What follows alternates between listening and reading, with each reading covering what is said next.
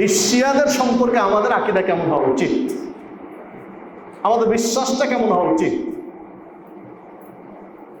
তারা আমাদের বন্ধু না তারা আমাদের বন্ধু নয়? তাদেরকে আমরা কি ভাবে আমাদের অন্তরে তাদের সম্পর্কে চিন্তা চেতনা লালন করব? মনে রাখতে হবে, একজন মুসলিমকে যদি আমি কাফের চিন্তা করি তাহলে আমার ঈমান ভেঙে যাবে। একজন মুসলিমকে যদি আমি কুফরি ট্যাগ দেই, কাফের মনে করি, তখন আমার ঈমান কিন্তু ভেঙে যাবে। আবার একজন অমুসলিমকে, একজন ইহুদিকে, একজন খ্রিস্টানকে যদি আমি মুসলিমদের মতো অন্তর থেকে ভালোবাসি,